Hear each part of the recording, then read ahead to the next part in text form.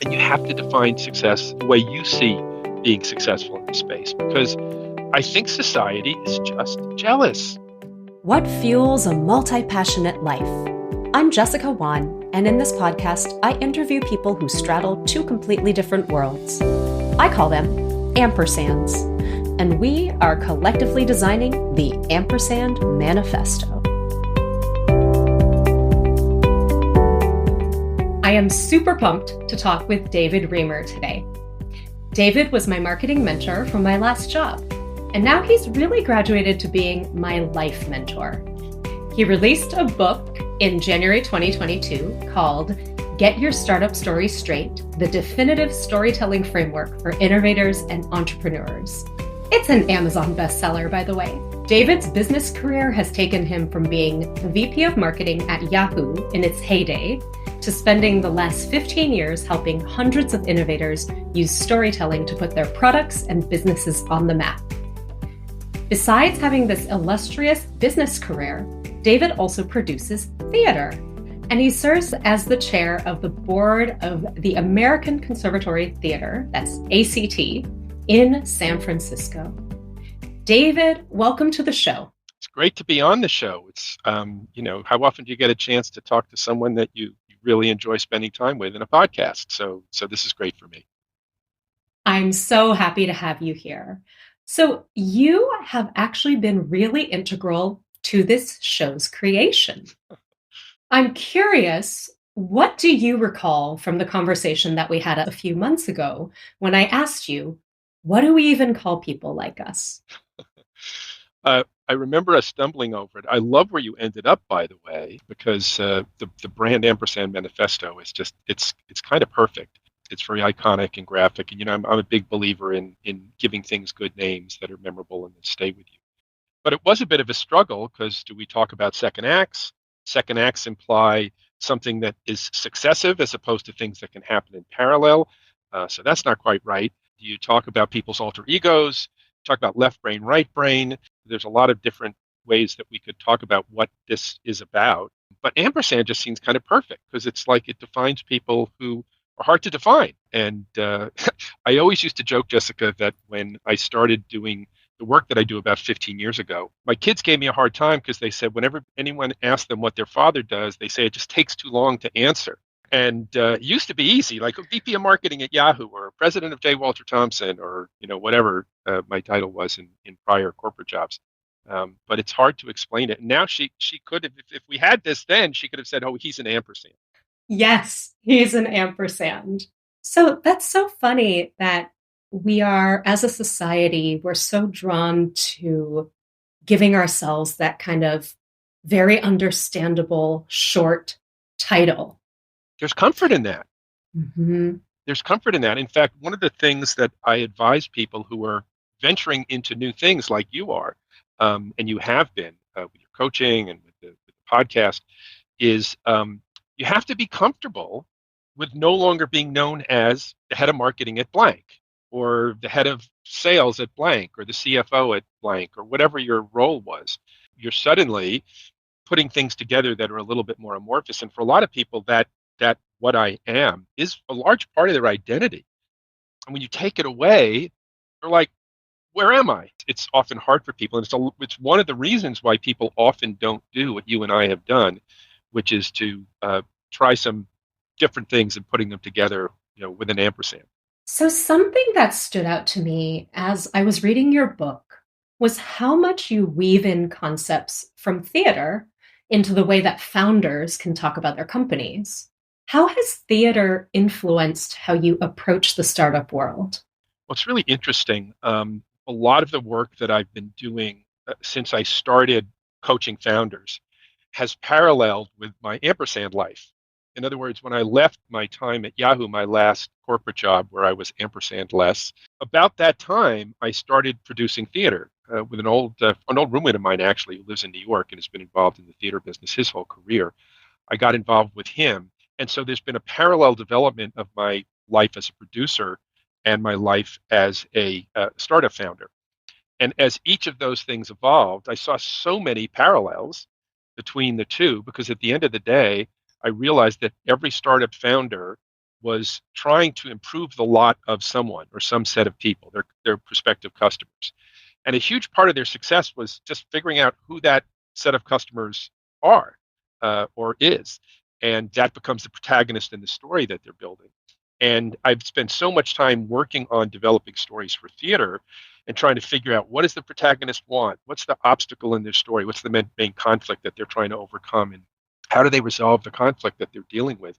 And wrestling with trying to solve that in a theatrical context. I realized talking to founders, they're doing the same thing.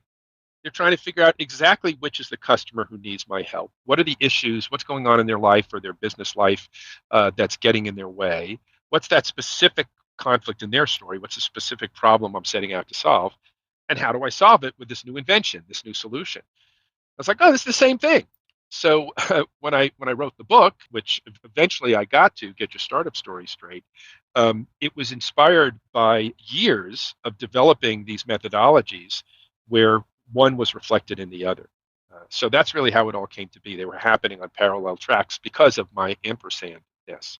What does it feel like for you to write, to create, and to do the theater work? Well, it's interesting. On the theater side now, my role is more sort of story editor. For the book, I wrote the book all myself, but with an editor, with a great editor, actually a couple of great editors that helped me along the way. And I'm still writing. I'm writing pieces for Forbes now as a Forbes contributor. So that's good. That gives me a chance to keep my hands in the writing, which I do enjoy. It's a lot of work, but I enjoy it. And for the work on theater, my work is a little bit more of this story editor role. And in that world, it's very much like putting a puzzle together. Because if you're working on an original story in theater, it's up to you to figure out who is the protagonist and what do they want? What are the conflicts and how do they struggle through a series of challenges that ramp up over time so the stakes keep going up so that when there's a resolution at the end, the audience is satisfied that they saw all these obstacles and all these things getting worse and worse until ultimately somehow they resolve. And that's a puzzle putting that together. The two projects that I've worked on in musical theater in this current version of me, this sort of the producer version, are both original stories. There's often musicals that are based on a movie, either a popular movie like Groundhog Day or a less known movie like Kinky Boots. But the story already exists. And it's just a question of how do I layer this music over this and create songs and put all that together in a musical theater concept, which, by the way, is hard enough. But in our version, we actually have to figure out what's the story in the first place. And it's really hard, but it's like building a puzzle, and I really enjoy it. Something that I find really interesting about musical theater in particular is how the story meets the moment in history. And when you think about classics such as Carousel or The Music Man or Oklahoma, and how some of those revivals are being brought back in different ways, I always wonder how that finished work kind of evolves over time. So, with your musical, with Sick Bastard, do you think that the ending could have possibly come together kind of before 2022? I think it's possible because it's a universal theme about loss and about how people overcome loss. But it's particularly trenchant now, and maybe it's why we landed on it now and not then, because of everything we've lost over the last few years. Lives, parts of our own lives, this sense of being able to go outside and do something and not worry about your life, that being a life or death choice. And suddenly, this notion of people dealing with loss, and obviously much greater loss, people losing lives, we think that the ending we have resonates more. Interestingly, the other musical I'm working on is a story about women's agency in the world and how it actually looks at a character at 2 points in history, one 100 years ago and one today. And it's very much about choice and agency. And suddenly, oh my God, is that story informing how we're thinking about where that story needs to go because of the events of the last few months at the Supreme Court. So not that we didn't have enough material already to work with as it relates to whether a woman has come as far as one would like in the last 100 years before this happened. But oh my God, now think about where we are. That story, which is called Tempus, Tempus, Latin for time, is about a woman explorer, an imagined story of a woman explorer who goes off to explore the poles, the Antarctica, to do some science exploration around bacteria 100 years ago. And the ship gets lost in the ice. They're never heard from again. Fast forward 100 years later, a company has found a way to revive someone who's been frozen. And they find her, they bring her back to the United States and bring her back to life. And she wakes up in 2022. More than anything, it's about a woman's agency or lack thereof, and the choices they can make or have control of or don't have control of. But the backdrop of what we're going through right now is absolutely informing where that story is going. I just got chills thinking about that story. Thank you for sharing. What fuels you to keep going with straddling these two worlds of the startup business world and theater?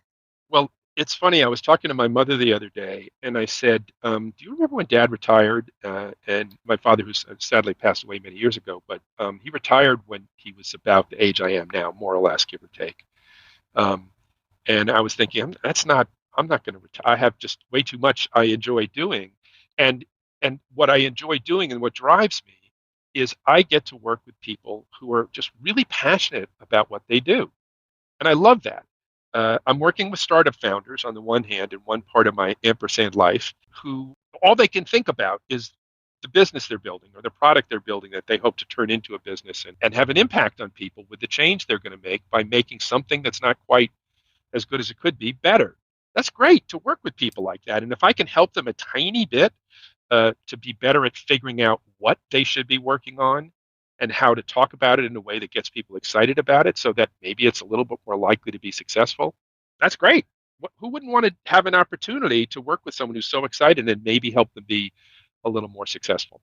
And then on the other side, I'm working with artists, I'm working with creators, writers, and musicians, directors, and then ultimately, when you put on a show, you're working with choreographers and musical directors and the set designers. And artists are incredibly passionate about what they do, and you get to work with people who have these great ideas, and you working to put them together in a way and make sure everybody can see eye to eye, which is possibly challenging in the theater world, as you can imagine, because everybody's so passionate, so emotional, because it's theater. So of course, drama in drama. So I get to work with people who love what they do, really want to see great things happen, whether it's a creation of a show or a creation of a product or service. And I get to be a part of that. So I think that gives me energy. It makes me feel like I have a purpose, and that's what keeps me going. Oh, that's so amazing. And I'm hearing so much passion. It's like passion begets passion, right? And surrounding yourself with this energy gives you the energy to move forward. Yeah, and trying to maybe deselect those things that don't put you in that position, and that's part of the challenge of building my personal ampersand is figuring out how to do less of the things that maybe get me less charged at this point in my life and do more of the things that do. Yes, absolutely. I mean, I know a common theme for ampersands is just this act of balancing, right? We're never truly balanced, and that it's not a stationary thing. We're always in the act of balancing. How do you balance all the different parts of your life? And how has this changed over time? There's an element of not wanting to be a dilettante or being perceived as a dilettante in this process. Like, oh, you dabble in theater on the side, just that's like just to entertain yourself. And those are vanity projects. There's a term in theater, a vanity project, which is a very disparaging term about people working on something that's not really up to the level of what something should be, but it makes you feel good that you're working on it. So you work on it. I don't want to be working on vanity projects. I want to be working on things that have potential to be seen and to move people in a way that great theater does. And obviously, the other part of my life, I want to be involved enough so I feel like I really can make a difference and help founders. There's an element, though, of time that it takes to build up expertise so that you can get to that level where you're not just dabbling. And then in terms of the balance part, I've always had a dials philosophy, right? Because in addition to these two things, I've also had clients that I consult with, and I do a lot of work on boards, as you mentioned in the opening. And serving as board chair for a big regional theater in a big city like San Francisco, a major arts organization like ACT, is not a small job. So for me, it's always been a matter of, well, at this point in my life, I want to dial up these dials and turn down these dials. And I just constantly try and be aware of where I am in any, is my show at a point in development where I need to dial down some of the other things? Are there other things I want to do in my life that require me to dial things down? So I'm constantly tuning dials to find that balance. But frankly, it's not a lot different from running an organization or being an executive in a company where, you're moving from, okay, right now I'm focusing on the long-term strategy and like, oh no, we've got a launch coming up, so we really need to focus on that, or I've got some key hires. And you're constantly turning those dials based on where you are. So I think it's good training for being an ampersand is having had operating experience. Yeah. How do you know when a dial needs to be turned? Hi there, listener. I wanted to pause here for a moment so you can reflect on this question. How do you know when it's time to turn the dials in your own life?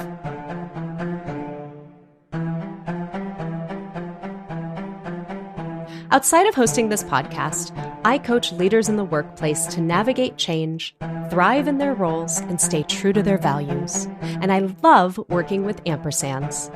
If any of this sounds interesting to you, reach out to me at jessicawan.com. JESSICAWAN.com. Now, back to the show. How do you know when a dial needs to be turned? It's often a function of just engagement, right? If I'm feeling a little bit less engaged over time or just a little bit less excited to attend that meeting or to lean into that project, it's like, that's a signal. Make note of that signal. It's a good sort of life philosophy to always be aware of how engaged and excited you are about what you're working on, because if that excitement ebbs, you're going to probably start doing a less, quality job as you become less engaged. And maybe there's someone else who could do it better. So I think that's the way that I try and stay aware of it. And if I'm getting feeling a little less engaged, I might turn down a dial. Yeah, thank you so much for sharing that. So, you have had some pretty amazing work experiences in your career, such as running a huge launch for Yahoo in the mid 2000s. And somehow Tom Cruise and Ellen DeGeneres were involved. Please tell me more. So the time it was 2006 or seven. I think it was the end of six, beginning of seven. It was at the time when we were going from people accessing the internet mostly through basic internet connections to broadband connections. And Yahoo built partnerships with people who delivered broadband and actually built a better and a richer experience for people to get over broadband, which sounds so archaic now, but that was 16, 17 years ago. We were also working on digital home solutions, which was the early forerunners of smart televisions that we all experience today with Chromecast and Roku's and those kinds of things. And Yahoo was building an integrated phone solution, which was the immediate precursor to the smartphone, which came out a year or two later. And at the Consumer Electronics Show in 2000, I believe it was January of 2007, we told the world, this is what we're working on. And Terry Semel, who was the CEO at the time, came out and did a keynote address. And at the keynote address, because he used to run a major film studio, he called up one of his buddies and he said, hey, Tom, would you come and show up and do this keynote with me? And oh, by the way, one of his Mission Impossible movies was coming out at the same time. So that worked out nicely for him. And we also wanted another sort of more colorful thing to do. And he reached out to another one of his confidants and Ellen DeGeneres ended up showing up to be a part of this. And I was the one putting on this production, and we had to find a place for each one of them to sort of play a role and have some fun. And I remember meeting with Ellen DeGeneres to talk about her bit backstage, and I remember taking with Tom walking around to the booth that we had created. We created an ice cream booth where there was actual ice cream. And we're serving different flavors, and was representative of having these different platforms. And he came and hung out at the booth, eating ice cream and talking about all these different ways of experiencing digital content, broadband on your television and on your phone. And as archaic as that sounds today, at the time it was kind of a big deal. And right after that announcement, Yahoo stock went to the highest point I think it's been since. It was sort of a seminal moment in that phase of the company, and it was fun to be a part of it. Just get Tom Cruise to eat some ice cream with you. Yeah, right. And Ellen DeGeneres to crack a few jokes, and there you go. Wow, amazing. So, what advice do you have for people who are pursuing or thinking of pursuing the ampersand lifestyle? Well, I think first of all, make sure whatever is on either side of the ampersand uh, is something you're really excited about, because it's the passion that drives it. It's hard to do, right? If you want to be really successful at something, it's hard enough to be successful at one thing, let alone two things. And there's also a chance you won't be successful at one of those things based on how society defines success. So I've been working on these productions for a decade, and we've only gotten one into a theater, and we've got a second show that we hope to get into a theater. But it's a long slog, and I've learned a ton along the way, and it's been hugely successful for me from a satisfaction standpoint. And so I think it starts with a passion. Start to make sure it's something you really care about, and then and set expectations for yourself that are a little bit, that are accessible. If I decided that the only way I was going to do this producing thing is if I was on Broadway within 3 years, I wouldn't be doing it anymore because it's a much longer slog for that, and for most people, and certainly has been for me and my partner. But it's still been incredibly enjoyable, and if you look at the landscape and see that many shows have taken 10 to 12 years to be developed from concept to production, then maybe we're right about in the right framework. So manage your expectations because you are taking on something that's very different. But just remember, life is short, and if you're passionate about this thing, why not be the one who actually does it as opposed to the person who says, "Oh, I want to write a book," or "I've got this novel in me," or "I really want to take my trombone playing to the next level, and I want to play with a band, even if it's just amongst friends." Well, a lot of people say those things and they never do them. And don't be that person. Find that way in and start to explore that side of you. Ah, I love this. Going into this show, the goal really is to come up with this collective manifesto for ampersands. And what I'm hearing from you is, stick with what is giving you excitement and passion, right? And really stick with it, stay with it, set your expectations realistically, though. And I'm also hearing a little bit of, society defines things in a certain way, but ampersands don't have to completely buy into that. Tell me more about, society's standards and Right. our own Well, standards. think about it. Already on this pod, we've talked about words like people perceiving you as a dilettante, uh, doing vanity projects, not taking things seriously, not being, what were you really successful? And that's a lot to hear. And sometimes people wouldn't necessarily use those words, but you could hear it in their voice. And so you have to have this strong backbone, and you have to define success the way you see being successful in this space, because I think society is just jealous. So you have to recognize that's what's happening, and you have to be strong enough to say no. I'm going to keep going. I know that there's some people who think that I'm a poser, which is another word that could be used. But no, I'm really enjoying this. I'm passionate about it, and I'm going to get what I want out of it, and maybe even it can be a little bit bigger than what my initial hopes and expectations are. Hmm, wonderful. Anything else you would add to be included in our manifesto? How do you talk about what you're doing when you meet people? It's funny. I always tell people who are working on a two-sided market in the business world. Think of Uber, where they're connecting drivers and riders, or Airbnb, we're connecting people who have places to stay, people who want to have places to stay, and putting them together. Sometimes I talk to people and they say, "Well, there's actually it's a three-sided market, or it's a four-sided market," and they add in this other thing. And I'm always advising them that's just too complicated. Boil it down to just a couple of things and two sides, because otherwise, even if it kind of is a three-sided market, you're going to just confuse people. So I think one of the great things about ampersand is it implies two things and not comma ampersand, which would be maybe three things. So one of the things I love about this discipline is that in talking about yourself, I'm a blank and I'm a blank, right? I'm a tech marketer and a theater producer. That's, even though there's lots of other things I do, that's a simpler way to to convey to someone what I do, so you can actually have a conversation. David, do you feel like, 10 years ago or 20 years ago, you would have introduced yourself that way as as an ampersand, or do you think it's taken time to get here? Oh, no, it's definitely taken time to get here. In fact, what's interesting is I start with one thing, which is I'm a storyteller, and I'm passionate about storytelling. And what's interesting is that took time to get to. I wish that I sort of had the clarity on that's really what I am and what has always driven me earlier in my career. So when it was time to have interviews or talk to people, I could say, well, first and foremost, I'm a storyteller. Oh, tell me more. And then I, would go from there. And that would be sort of how people would understand who I am. I don't think I really landed there until I started my Ampersand life. I think I turned 50. I just left Yahoo, and I now decided there's all these things I wanted to do. And I had to start thinking about, well, what's holding it together and what's my value proposition? And I had to start to tell that story that I'm now coaching founders to tell. And I eventually landed on I help people get their story straight. And then ultimately, again, 12 years later, that became the title or close to the title of my book.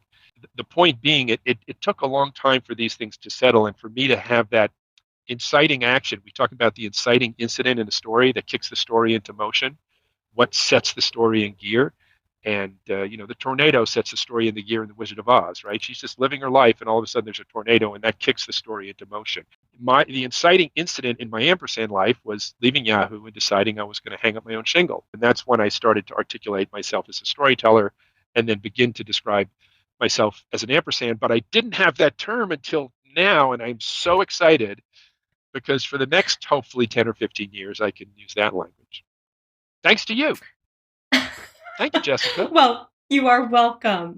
Well, David, it has been such a pleasure talking with you today. And listeners, you can check out David at davidriemer.com. That's DavidRiemer.com. If you liked this show, please hit like and subscribe and share with your friends and fellow Ampersands. I had the opportunity to reflect on my interview with David, and a few key takeaways popped up for me. First, I really appreciate how service-oriented he is in all of his work, as he talks about his work with startup founders, or in the theater world, or his volunteer work on the boards of ACT and Destiny Arts Center. There's really a through line there of being in service to others, supporting others, coaching others, and working with them to really bring their stories out to the world. The second thing that stands out to me is, how do you talk about yourself? And this is an impetus for this whole show. And I know as an Ampersand, without that language to describe myself before, I know that I've hidden parts of myself depending on the context of the situation I'm in. And I'm really ready to be an Ampersand and to introduce myself that way and to tell people my full story, not just one part of me. The third key takeaway for me is around adjusting the dials, and how David was saying how you really get this internal barometer around your energy level and your excitement for a project. And that's how you can tell when it's time to turn up or turn down a dial. And I think what this really gets at for me is actually doing the work. As they say, it's all about the journey and not the destination. And I think for Ampersands, the destination is even more ambiguous than perhaps for somebody who has been doing one thing and has a very clear path of where they're going. For me, I really like thinking about my Ampersand life as more of a journey, and I'm okay with not knowing exactly where I'm going to end up. There's just so many different ways to pursue your passions. I'm living proof of how satisfying a life it can be when you actually do it, as opposed to thinking about it, wishing you could do it. Just do it.